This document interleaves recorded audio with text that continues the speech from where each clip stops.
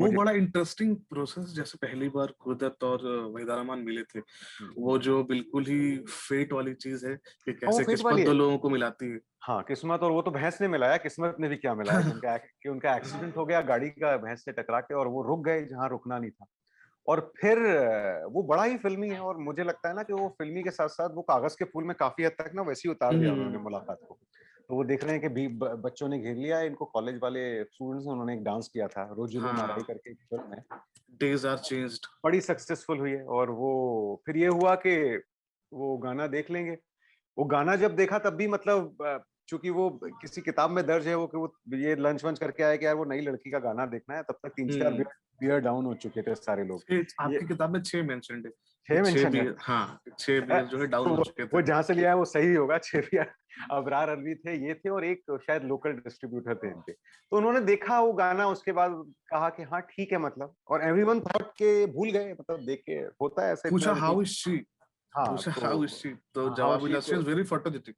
हाँ photogenic very photogenic जो था। तो वो इस बात को फिर कुछ महीने बीत गए थे, तो सबने सबने ये सोचा कि भूल गए गुरुदत्त साहब। हाँ, बट सडनली जहां वो सीआईडी में एक गाने और वो छोटे सा वैम का रोल रोल था पे। उसकी आई, तो उनको फौरन याद आया कि बुला लो उस लड़की को। तो वो प्यासा के लिए तो नहीं बुलाया था, वो तो सीआईडी के लिए बुलाया था। बट देन ही रियलाइज, क्योंकि वो टैलेंट स्पॉटर भी थे, ये एक बहुत कमाल का टैलेंट, जो जो जो लीडर होता है ना, वो टैलेंट भी स्पॉट कर लेता है, तो शायद उन्होंने स्पॉट कर लिया। और उसके बाद साबित भी किया सब लोगों ने, चाहे वहीदा जी हो, आप सोचिए, जॉनी वॉकर साहब हो, अबरार अलवी हो, इन सबको ये जो टीम बनी, टीम गुरुदत्त बोलते थे जिसको, या वीके मूर्ति हो जो कि असिस्टेंट थे, तो उन्होंने बाजी, सिनेमेटोग्राफर बने जो बाद हाँ में। हाँ, जो जो जो रात्रा साहब हुआ करते थे ना सिनेमाटोग्राफर बाजी के, हम्म। तो वो एक दिन नहीं थे, उन्होंने इनको बोला अपने असिस्टेंट को, यार तुम कर लो आज का इसी के, तो एक ही शॉट था वो, जो एक पानी भरा हुआ है वहां से पैन होता है कैमरा, वो बड़ा हम्म। मशहूर शॉट था बाजी का।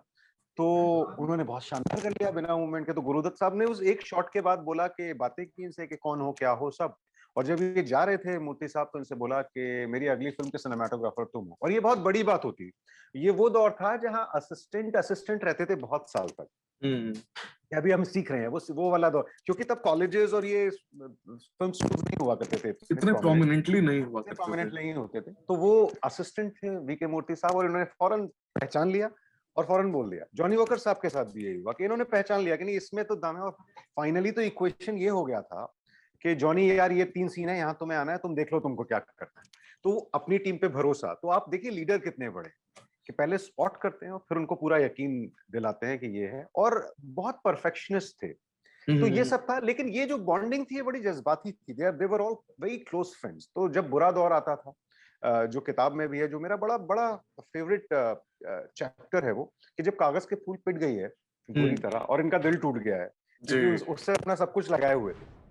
तो मेरा बहुत फेवरेट चैप्टर भी है इसमें यार, वो क्योंकि ये दोस्ती की भी बात थी इनकी, जब मैं किताब लिख रहा था, ये कहानी दोस्ती की भी थी। तो बहुत दिल टूटा हुआ है, बुरी तरह डिजास्टर हो गई है कागज के फूल, दिल के सबसे करीब फिल्म है, बहुत पैसा खत्म हुआ है, और ये बोले यार अब नहीं करूंगा, अब हो गया मेरा। तो कुछ दिन तक छोड़ देते हैं, लोग आते हैं जॉनी वॉकर के, यार अब उठ जाओ, तो नहीं उठते, महीना भर बीत जाता है। Then one fine day they all come, Johnny Walker लाते हैं, रहमान साहब आते हैं, वहीदा जी आती है, सब मिलकर इनको बोलते हैं कि यार ऐसे कैसे चलेगा। तो कह रहे मुझसे बनेगी नहीं, कह रहे हम तुमसे नहीं कह रहे तुम बनाओ, हम सब मिलके बनाएंगे अगली फिल्म। सो ये बहुत एक इंटरेस्टिंग हो जाता है। वो कहते हैं कि यार मैं तो डायरेक्ट नहीं करूंगा, बोले डायरेक्टर भी मैं लाऊंगा। तो एम सादिक साहब थे, जो जिनका उस वक्त बहुत अच्छा वक्त भी नहीं चल रहा था, काफी वक्त से उन्होंने फिल्म डायरेक्ट भी नहीं की थी, तो एम सादिक साहब को लाते हैं, और ये कहानी इनके पास पहले से पड़ी हुई है। अब राहुल भी कहते हैं कि मैं इसको अडेप्ट करता हूँ, मैं डायलॉग लिखता हूँ, और एक फिल्म तैयार होती है। अब आप सोचिए, जो जो दूसरी किताबें या पहले कोई बात नहीं करता है कि कमबैक कितना स्ट्रांग है, कि सब कहते हैं कागज के फूल के साथ गुरुदत्त खत्म, और 7 महीने के अंदर वो फिल्म बनाते हैं चौधरी का चांद, और वो इतनी बड़ी ब्लॉकबस्टर होती है, उस साल की सबसे बड़ी ब्लॉकबस्टर होते होते इतने से रह जाती, क्योंकि उसी साल मुगले आजम भी रिलीज हो जाती है। हाँ। तो बस इतने से रह जाती है, वरना वरना वो इतनी बड़ी ब्लॉकबस्टर है कि सारी किस्मतें बदल जाती है। लेकिन दिल जो टूटा है वो टूटा हुआ है, क्योंकि जब उसके लोकेशन हंट पे गए हैं, वीके मूर्ति के साथ हैं, और कह रहे हैं यार, वीके मूर्ति उनसे कह रहे हैं कि अब तो हमने फिल्म शुरू कर दी है, अब आप अब क्यों इतने सैड हो यार, ठीक है, ये सब तो चलता रहता है। तो कह रहे हैं कि यार वो प्यासा का गाना है ना, ये दुनिया अगर मिल भी जाए तो क्या है, तो मुझे वैसा ही लग रहा है। तो वो कह रहे हैं क्यों लग रहा है, तब सब तो ठीक है। वो कह रहे हैं हाँ तुम सही कह रहे हो, सब ठीक है कि मैं फिल्में बनाने आया था, फिल्में बना ली, डायरेक्टर बनना था बन गया, एक्टर बनना था बन गया, बंगला गाड़ी लेनी थी, फैमिली बनानी थी, सब कर लिया, सब कुछ है, लेकिन कुछ भी नहीं रहा। तो वो जो एक मेलंकोली थी, वो पर्सनालिटी के अंदर थी कि कुछ गड़बड़ हो गया है। और ऐसा नहीं उसके बाद कुछ नहीं किया, उसके बाद मतलब सीआईडी भी बनाई है जो इतनी बड़ी ब्लॉकबस्टर थी, है ना, उस साल की सबसे बड़ी हिट सीआईडी थी जो देवानंद के साथ प्रोड्यूस की इन्होंने। उसके बाद साहिब बीवी और गुलाम बनाई जिसको प्रेसिडेंट्स मेडल मिला। तो काम काम नहीं रुक रहा था, लेकिन वो कोई चीज हो रही थी लगातार कि ये काम भी हुए जा रहे थे। और फिर दूसरा सुसाइड अटेम्प्ट भी किया, फिर तीसरा किया। उसके बाद जब कोमा से बाहर आए तो उन्होंने कहा कि यार साइकाइट्रिस्ट एक होना चाहिए। उनकी बहन ने मुझे बताया कि डॉक्टर ने हमें बोला एक साइकाइट्रिस्ट बुलाएंगे। साइकाइट्रिस्ट को बुलाया गया, तो 1-2 घंटे उसने बात की गुरुदत्त से। फिर ये हुआ कि दोबारा भी आना है, लेकिन उसने 500 रुपए फीस ली। तो ये लोग हंसने लगे क्योंकि उस वक्त अवेयरनेस नहीं थी। ठीक है, तो साइकेट्रिस्ट से हुई, साइकेट्रिस्ट ने 500 रुपए मांगे, उन्होंने उसको कभी नहीं बुलाया। और ऐसा भी नहीं था कि कोई गरीबी थी या पैसे की कमी थी, जस्ट कि अवेयरनेस नहीं था। इनको लगा कि बातें तो हम भी कर लेंगे। सवाल ये था कि वो बात ही नहीं करते। उनकी बहन बताती है मुझे 12-1 बजे रात को अक्सर फोन कर लेते थे जब बहुत परेशान होते थे कि आ जाओ मुझे बात करनी है। जब हम जाते थे तो एक कोने में खामोश बैठे रहते थे, कुछ नहीं चाय कहते कॉफी थे। कुछ नहीं कहते थे, और हम बैठे रहते थे, बस पूछते थे और बच्चे कैसे हैं, क्या हुआ, वो इधर उधर की बातें। But he never really said anything. और कमाल की बात ये थी कि जो कम्युनिकेशन अपने आर्ट के थ्रू, अपने फिल्मों के थ्रू पर्दे पे दिखा पाते थे, जो उन पर गुजर रही है, जो उनके कैरेक्टर्स पे गुजर रही है, वो असली जिंदगी में कम्युनिकेटर नहीं थे।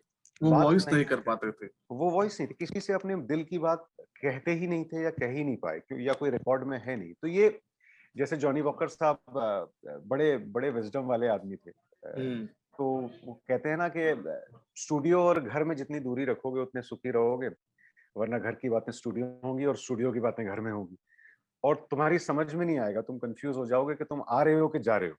तो ये एक बड़ी मजेदार लाइन भी है, लेकिन बड़ी गहरी बात भी है।